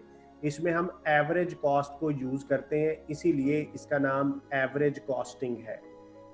तो हम अभी वेटेड एवरेज कॉस्टिंग या एवरेज कॉस्टिंग सीखने लगे हैं। तो प्रोसेस अकाउंट की जो शेप है, जहां तक प्रोसेस अकाउंट का ताल्लुक है, उसमें कोई चेंज नहीं है, वो उसी तरह बनेगा। सिर्फ जो हम वर्किंग करते थे वहां पे थोड़ी बहुत चेंजेस आनी है। जिनको पिछली सारी वर्किंग समझ आ गई है उनको अभी इसमें कोई मसला नजर नहीं आना। Particulars, units, cost, particulars, units, cost. तो कैसे लिखना है डाटा जी? सबसे पहले ओपनिंग लिखेंगे, ओपनिंग बैलेंस डेबिट साइड पे होगा, यूनिट्स के कॉलम में यूनिट्स लिख दें। अच्छा, ओपनिंग की कॉस्ट उसने दो अलग-अलग बताई हैं, तो मैं मटेरियल की कॉस्ट अलग लिखूंगा, कन्वर्जन की कॉस्ट अलग लिखूंगा। मटेरियल की कॉस्ट है ओपनिंग की 19880 और कन्वर्जन की कॉस्ट है 3799। फिर हमने कॉस्ट इंकर्ड की मटेरियल की 100,000 और कन्वर्जन कॉस्ट हमारी इंकर हुई 86,000। लॉसेस नहीं है, नॉर्मल लॉस नील है, अब नॉर्मल लॉस भी नहीं है। आउटपुट बताई हुई है, कहाँ बताई है ये फिक्रा पढ़ें। यूनिट्स ट्रांसफर टू प्रोसेस 2, तो ये प्रोसेस 1 का डाटा था, प्रोसेस 1 ने प्रोसेस 2 को जो भेजा होगा वो आपका आउटपुट कहलाएगा। तो वो कितने यूनिट्स थे? 1700। और वर्क इन प्रोसेस क्लोजिंग में भी है, तो वर्क इन प्रोसेस क्लोजिंग में 300। इसका मतलब ये हुआ कि ये जो टोटल बना 2000, तो यहां भी 2 होना चाहिए। आप जरा बात गौर से सुनिएगा, है तो सिंपल ही लेकिन सुन लें। अब ये कौन से यूनिट होंगे? ये इनपुट यूनिट होंगे। तो बैलेंसिंग फिगर इनपुट यूनिट्स हैं, क्योंकि उसने क्वेश्चन में ये नहीं बताया था कि ड्यूरिंग द पीरियड इसने इनपुट कितना किया है। तो इनपुट 1600 आ गया, तो कैसा बैलेंसिंग फिगर? उसने इनपुट की कॉस्ट तो दी हुई थी सवाल में 1 लाख, लेकिन उसके यूनिट कितने थे वो नहीं बताया था। तो ये देखें, अभी तक जो मैंने काम किया है ना, ये सारा क्वेश्चन में एज इट इज दिया हुआ था। अब मुझे रिमेनिंग काम करना है, और रिमेनिंग काम किस तरीके से होगा वो मैं आपको ऑलमोस्ट बता चुका हूँ, लेकिन थोड़ा बहुत जो चेंज आएगा वो मैं आपको अभी बताऊंगा। जी, सबसे पहले इस डाटा को देखें, मैंने प्रोसेस अकाउंट इसके बराबर ही बना दिया है ताकि आप इसको साथ साथ देख लें। तो देख के देखें कि यहाँ तक का जो मैंने काम किया है कि आपको समझ आ गई है, इसकी कोई कंफ्यूजन तो नहीं है, सुकून से देखें।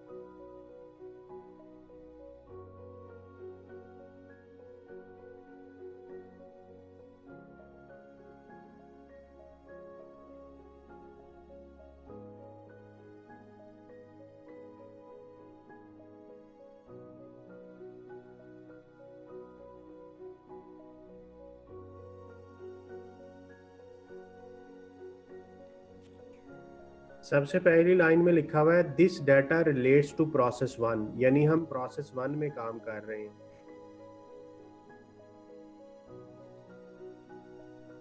तो प्रोसेस वन का ये अकाउंट बनेगा।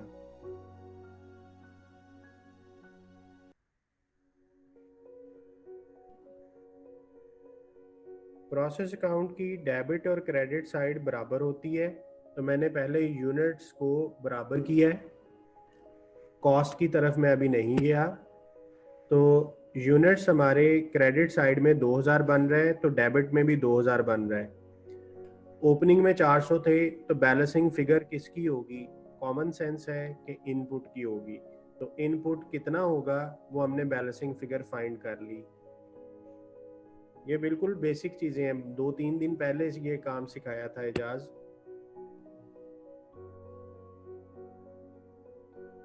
अच्छा, एक स्टूडेंट कह रहे हैं कि सर अगर क्वेश्चन प्रोसेस 2 का हो तो बेटा कोई मसला नहीं है, प्रोसेस 2 लिख लेंगे ऊपर, फिर प्रोसेस 2 के हिसाब से सोचना है। तो मैंने जो पिछले सवाल कराए हैं वो प्रोसेस 2 था। प्रोसेस का नाम बदलने की वजह से तरीके पे कोई फर्क नहीं है, बस ऊपर लिखा जाएगा प्रोसेस 2 और प्रोसेस 2 के एंगल से चीजें सोच लेनी है। तो हमने जो पिछले सवाल किए हैं उनमें अक्सर किसी में प्रोसेस 3 था, किसी में 2 था। तो प्रोसेस 1 और 2 में कोई रट्टा सिस्टम नहीं है। मैंने आपको बताया था ना कि बीकॉम में भी कुछ लोगों ने पढ़ा होगा, वहां अजीब रट्टे लगवाए जाते हैं कि प्रोसेस 2 हुआ तो ऐसे करेंगे, प्रोसेस 1 हुआ तो ऐसे करेंगे। ऐसा कुछ नहीं है, वो सिर्फ सवाल को हल करने के लिए रट्टा लगवा देते हैं कि इस तरीके से करना है। मैं आपको हर चीज लॉजिकली बता रहा हूँ, इसलिए आपको कोई ऐसा तरीका याद रखने की जरूरत नहीं है कि प्रोसेस 1 हुआ तो क्या करेंगे, प्रोसेस 2 हुआ तो क्या करेंगे। आपने सिंपल उसको सॉल्व करना है।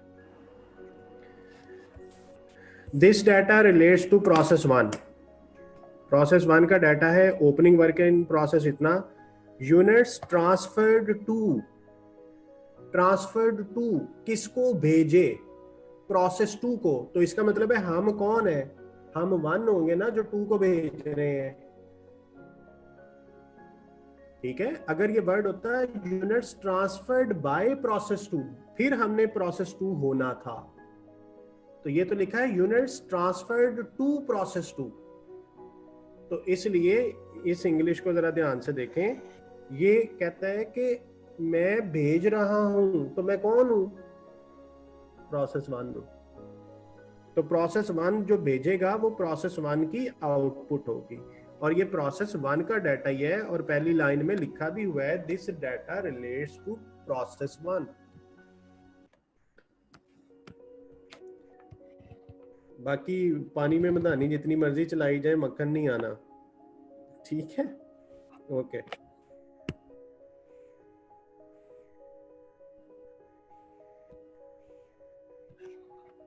ओके जी, तो ये हमने काम किया, हमने यूनिट्स बना लिए। अच्छा, डॉलर का टोटल कर लें। ये जो डेबिट साइड में कॉस्ट का कॉलम है, इसका टोटल करें, क्या आता है?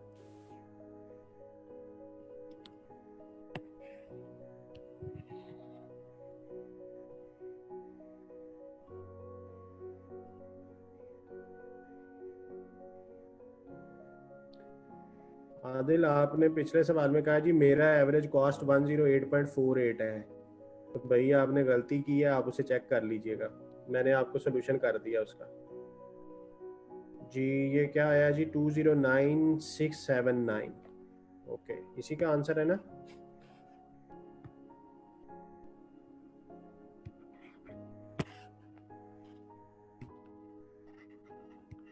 टू 209679।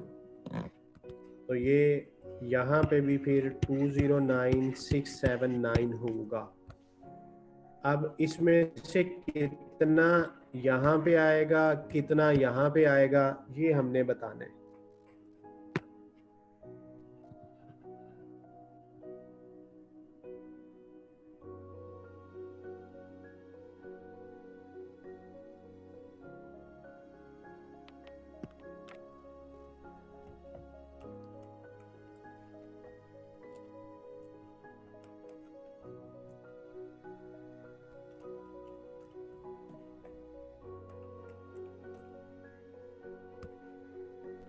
जी सही है। अब हमने आउटपुट और वर्क इन प्रोसेस की कॉस्ट बतानी है। अब मैं आपको एक बेसिक सा रूल सिखा चुका हूं कि जब भी वर्क इन प्रोसेस होगा इक्विवेलेंट यूनिट्स बनेंगे। तो इक्विवेलेंट यूनिट्स बनाते हैं जी। परसेंटेजेस 2 हैं तो 2 कॉलम बनने हैं। हम कौन सा मेथड करने लगे हैं? एवको। तो एवको में सेम पुराना प्रोसेस ही है जो हम पहले ही करते रहे हैं, सेम वही प्रोसेस है। आउटपुट 1700 है तो जाहिर बात है वो कंप्लीट हुआ है 100%, तो इसीलिए ट्रांसफर हुआ, तो ये दोनों में 1700 आ जाएगा।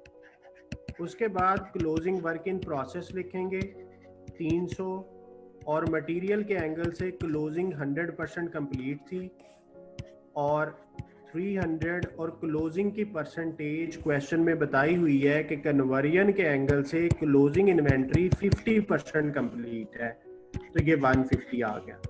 इसका टोटल कर लेंगे तो ये टोटल इक्विवेलेंट यूनिट्स बन गए। तो देखें कोई फर्क नहीं पड़ा, ओपनिंग की वजह से आपके इक्विवेलेंट यूनिट्स के परफॉर्मा में कोई फर्क नहीं पड़ा, सेम टू सेम वही है जो हम पहले करते रहे जी। इक्विवेलेंट यूनिट्स आपने कैलकुलेट करने देख लिए जी किस तरीके से कैलकुलेट हुए हैं।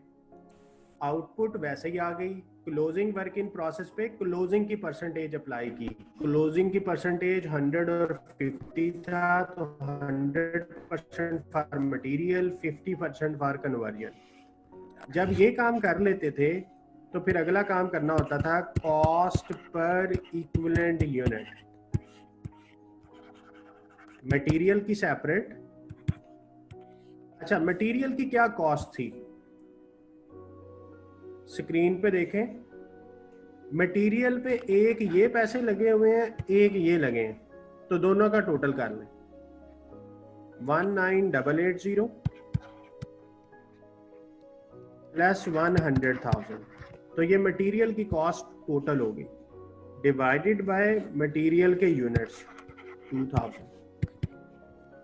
तो ये हो गया 119,880 डिवाइडेड बाय 2000, तो ये बना जी 59.94। कन्वर्जन की एक कॉस्ट जो है वो ये दी हुई है 3799 और एक है 86,000।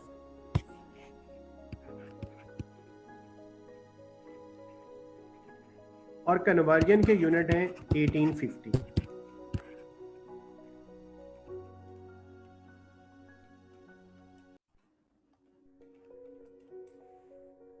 48.54। और मटेरियल और कन्वर्जन जब मिलके बनती हैं तो ये कॉस्ट ऑफ आउटपुट आती है, तो इसको नाम देते हैं हम average cost per unit plus 59.94 108.48। तो ये जी आपकी एवरेज कॉस्ट आ गई, और हमें पता है कि इसको 1700 को इस पे चार्ज कराना है, तो ये बना 184,416। अच्छा, वर्क इन प्रोसेस में मटेरियल और कन्वर्जन को अलग-अलग लिखते हैं। मटेरियल के यूनिट्स 300 हैं और कन्वर्जन के यूनिट 150 हैं, और मटेरियल का रेट है 59.94 और कन्वर्जन का रेट है 48.54।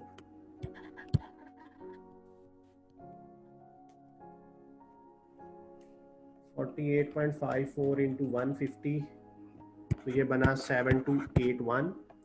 59.94 इंटू 300, तो ये बना 17982। और अगर इन दोनों का टोटल कर लें तो ये क्लोजिंग वर्क इन प्रोसेस की वैल्यू बन जाएगी।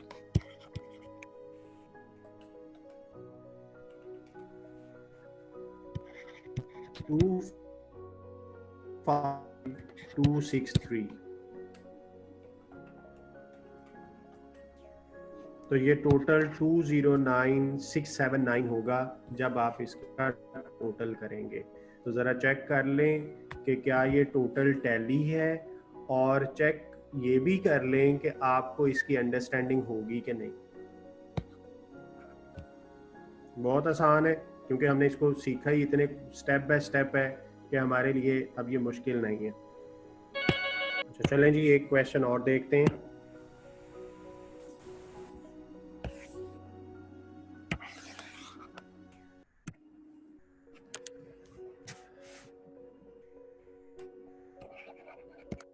Cost incurred in a process, material, labor, overheads, 98,000, 60,000, overheads are 39,000.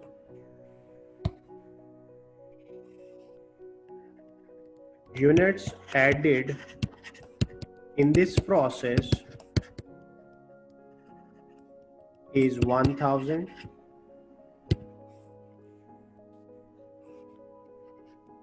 Opening work in process 200 units.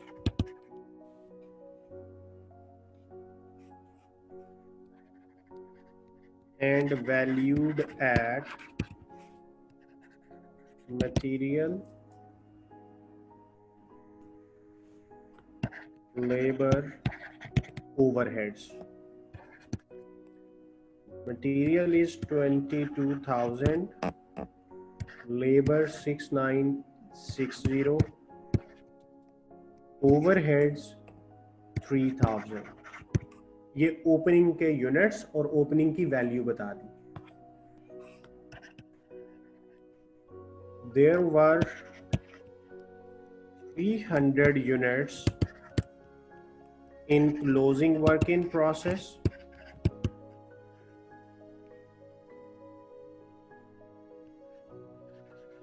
Fully complete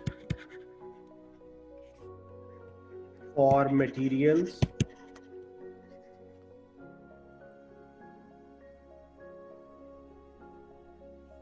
%60 for labor, and 50% for overheads. Prepare process account. और opening है तो जाहिर बात है एवको से बना सकते हैं और फाइफो से बना सकते हैं, लेकिन हमने आज टारगेट रखा हुआ है कि हम सिर्फ इसको एवको से करेंगे। फाइफो को हम अभी डिस्कस नहीं कर रहे, हम पहले अपना एवरेज कॉस्टिंग सिस्टम पक्का करना चाह रहे हैं। तो ये डाटा है, आप जरा अपनी नोटबुक पे इस डाटा को सामने रखते हुए प्रोसेस अकाउंट बनाएं। 5 मिनट का टाइम आपको दे रहा हूँ, प्रोसेस अकाउंट बनाना है सिर्फ आपने। जो पहला स्टेप होता है ना कैलकुलेशन के बगैर, जो डाटा देख के सिर्फ प्रोसेस अकाउंट के अंदर फिगर्स लिखनी होती हैं, वो फिगर्स लिखें, फिर मैं आपके सामने लिखूंगा, मैच कर लीजिएगा कि आपकी क्या गलती हुई है। फौरन करें जल्दी से। जी बना लिया है प्रोसेस अकाउंट, शाबाश, वेरी गुड। चलें अब मैं बनाता हूँ। जो नहीं बना सके या अभी बना रहे हैं वो देख लीजिएगा कि उनकी लर्निंग कितने % हो चुकी है।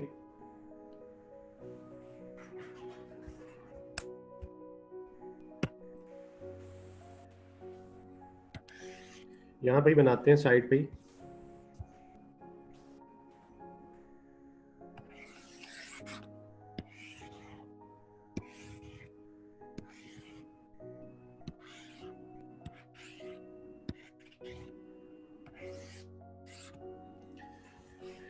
Units cost, units cost.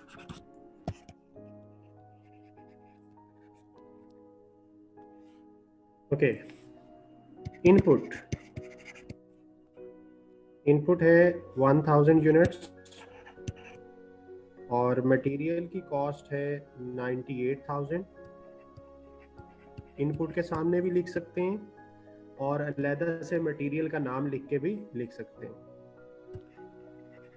Labour की कॉस्ट है 60,000, ओवरहेड्स की कॉस्ट है 39,000। ओपनिंग वर्क इन प्रोसेस भी था, वैसे ओपनिंग शुरू में लिखते हैं, लेकिन मैंने अब क्योंकि पहले मैंने इनपुट डाटा लिख लिया है तो मैं यहाँ भी लिख सकता हूँ, कोई ऐसा इशू नहीं है। ओपनिंग वर्क इन प्रोसेस के यूनिट्स 200 हैं, उसमें मटेरियल की कॉस्ट 22,000 है, लेबर की कॉस्ट 6960 है, ओवरहेड्स की कॉस्ट 3000 जी। उसके बाद लॉसेस वगैरह आने होते हैं। नॉर्मल लॉस नहीं है, अब नॉर्मल लॉस भी नहीं है, आउटपुट और फिर क्लोजिंग वर्क इन प्रोसेस। अब आउटपुट और क्लोजिंग वर्क इन प्रोसेस में से कुछ दिया हुआ है, बिल्कुल दिया हुआ है, 300 क्लोजिंग वर्क इन प्रोसेस दिया। तो इट मींस अगर हम यूनिट्स को टैली करें तो ये 1200 बनता है, तो यहाँ भी 1200 होना चाहिए। तो यहाँ पे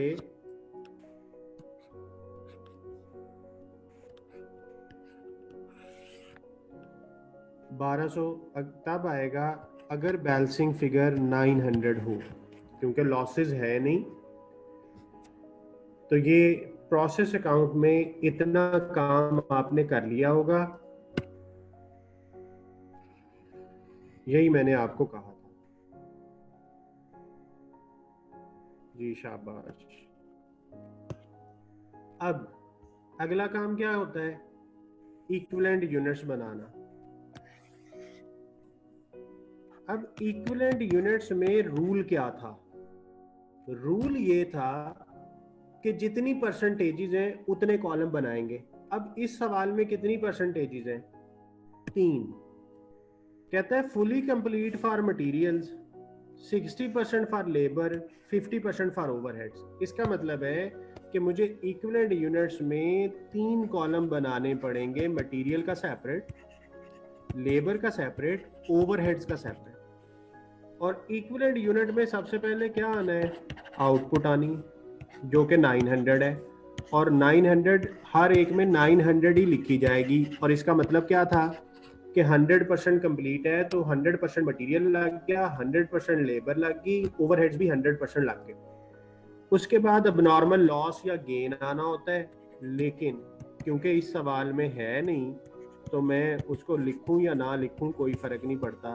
तो अब नॉर्मल लॉस या गेन में से कोई एक चीज आनी है। लॉस हुआ तो ऐड होता है, गेन होगा तो लेस करेंगे। और उसके बाद क्लोजिंग वर्क इन प्रोसेस आना होता है, और क्लोजिंग वर्क इन प्रोसेस कितना था? 300। तो मटेरियल के एंगल से वो बन गया 100% लिखा हुआ है उसने, तो 100% 300 हो गया।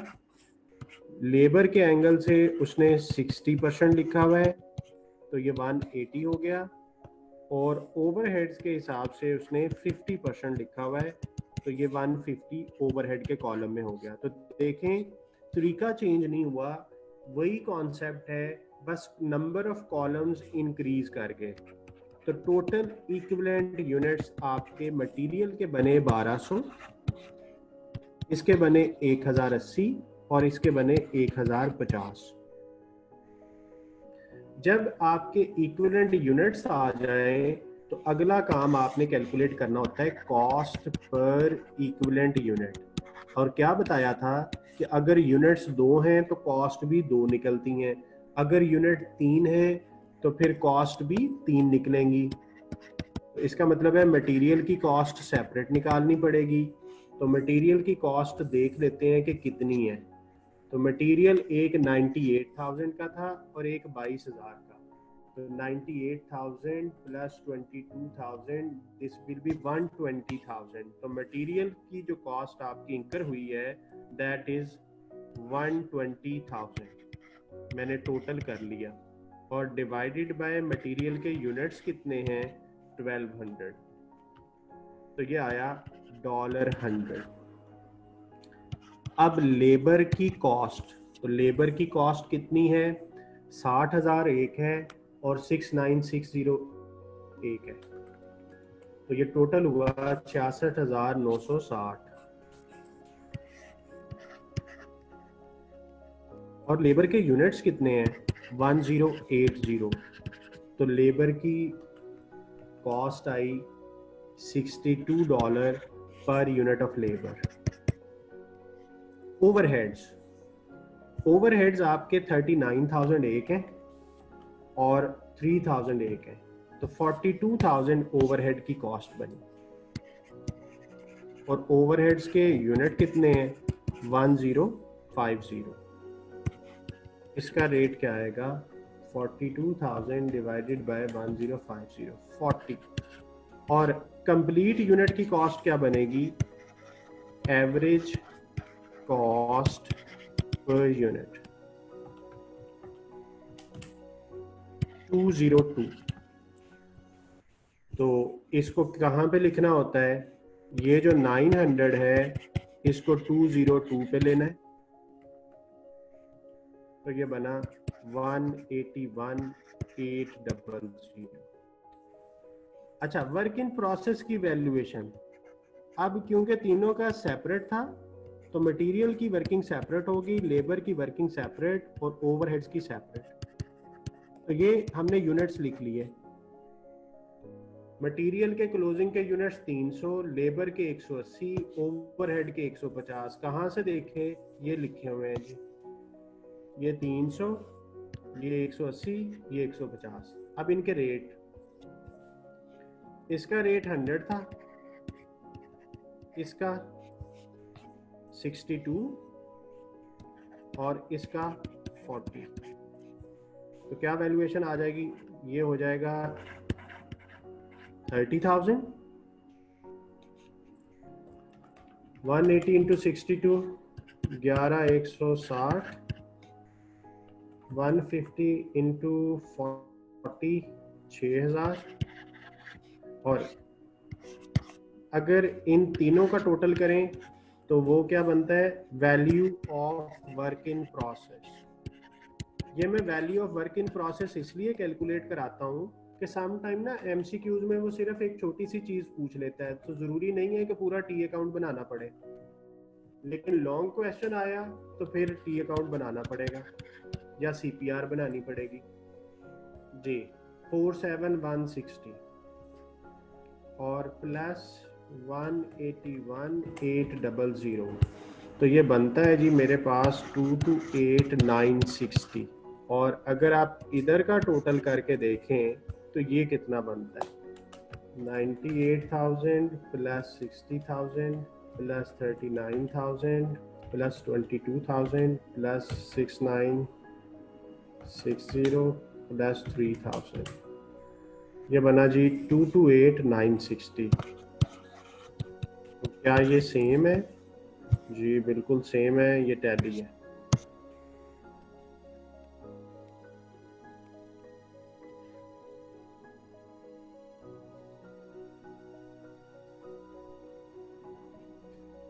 अब मेरे से पूछें जी आप सवाल, अगर कोई आपको कंफ्यूजन है। Value of work in process भी मैंने निकाल दी और वैल्यू ऑफ आउटपुट भी निकाल दी। वैल्यू ऑफ आउटपुट अगर पूछे तो वो ये है, ये जो 181,800 है ना, ये क्या था, ये वैल्यू ऑफ आउटपुट है।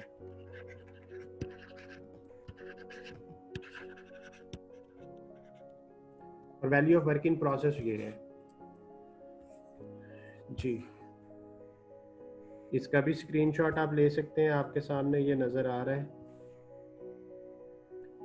ये जो मैंने आपको क्वेश्चन कराया है ना, ये भी आपकी बुक की टेस्ट योर अंडरस्टैंडिंग ही है, test your understanding number 5, Kaplan text.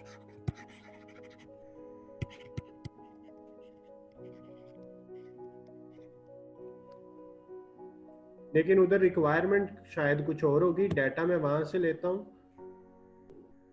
लेकिन मैं रिक्वायरमेंट वही लिखता हूँ कि प्रोसेस अकाउंट, यानी हर सवाल में 100% आपको करवा रहा हूँ, सिर्फ रिक्वायरमेंट के मुताबिक सोल्यूशन नहीं कर रहा।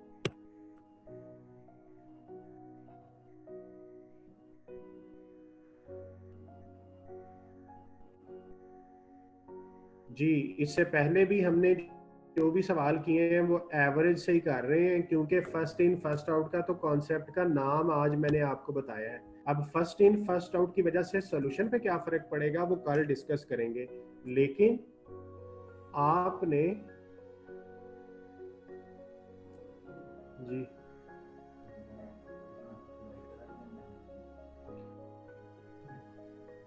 जी जी तो सोल्यूशन जो है उसमें क्या फर्क पड़ेगा फर्स्ट इन फर्स्ट आउट की वजह से, वो हम कल डिस्कस करेंगे। पहले हम उसका कॉन्सेप्ट समझेंगे कि what is the first in first out, फिर प्रोसेस कॉस्टिंग में फर्स्ट इन फर्स्ट आउट को कैसे देखना है, फिर उसकी वजह से सोल्यूशन पे क्या फर्क पड़ेगा वो हम कल डिस्कस करेंगे। अब आज आपने काम ये करना है कि आपने ये दोनों क्वेश्चन एटलीस्ट दो दो दफा खुद से करने हैं और इसकी अंडरस्टैंडिंग पक्की कर लें कि इसमें हमने करना क्या क्या होता है।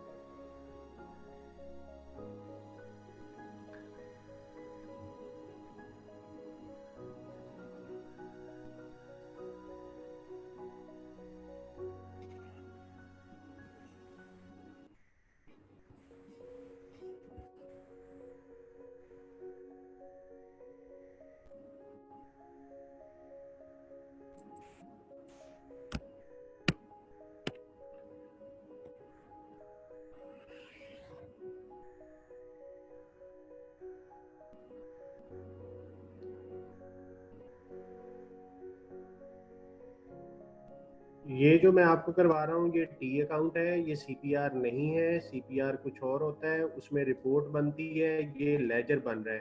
तो ये लेजर कभी भी रिपोर्ट नहीं होता, तो लेजर टी अकाउंट है। तो ये प्रोसेस अकाउंट इसको कहते हैं। हम इसी की सीपीआर बनाना चाहें तो सीपीआर भी बना सकते हैं, वो एक फॉर्मेट है जो मैं आपको लिखवाऊंगा। वर्किंग सारी यही है, बस उस फॉर्मेट में वैल्यूज लिखते जाना है तो वो सीपीआर बन जाएगी। CPR is very easy.